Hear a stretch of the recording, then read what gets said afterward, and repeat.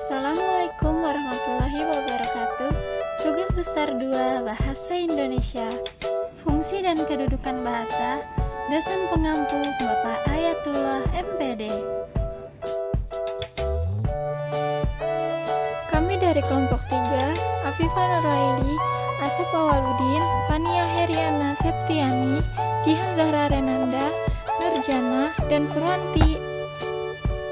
Yuk kita simak pembahasannya.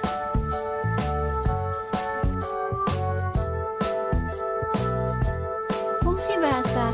Dipandang dari penggunaannya, fungsi bahasa dapat dibagi menjadi 2 bagian, yaitu yang pertama, fungsi bahasa secara umum, dan yang kedua, fungsi bahasa secara khusus.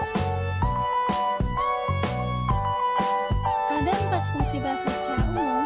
Yang pertama, alat untuk mengungkapkan perasaan atau mengapresiasikan diri. Yang kedua, alat komunikasi. Ketiga, alat berintegrasi dan beradaptasi sosial. Dan yang keempat, alat kontrol sosial. Fungsi bahasa secara khusus. Yang pertama, mengadakan hubungan dalam pergaulan sehari-hari.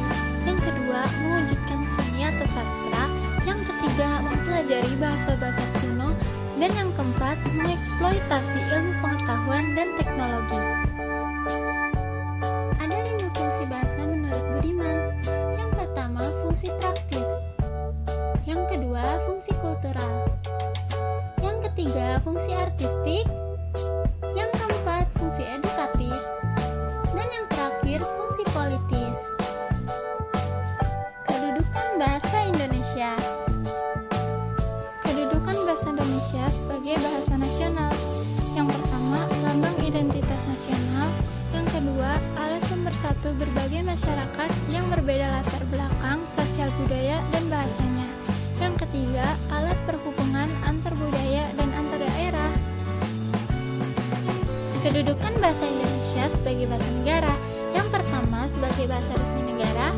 Yang kedua, sebagai bahasa pengantar resmi di lembaga-lembaga pendidikan.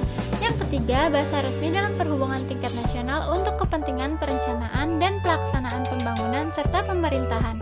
Dan yang terakhir, bahasa resmi di dalam pengembangan kebudayaan dan pemanfaatan ilmu pengetahuan serta teknologi.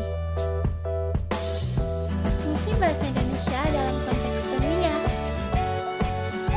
Perlu diingat, ada kehati-hatian penggunaan bahasa dalam konteks ini antara lain. Yang pertama, penggunaan ejaan. Yang kedua, penulisan kata, tumbuhan, singkatan, dan akronim.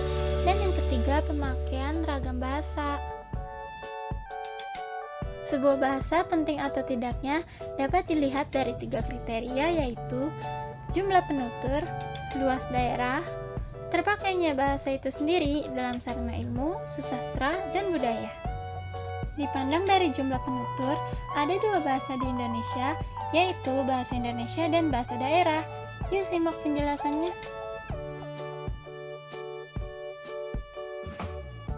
Dipandang dari luas penyebarannya, tersebarnya suatu bahasa tidak dapat dilepaskan dari segi penutur. Oleh sebab itu, tersebarnya suatu bahasa tidak dapat dilepaskan dari segi penutur. Yuk kita simak. Pada slide ini, kami akan menjelaskan dipandang dari dipakainya sebagai sarana ilmu, budaya, dan sastra.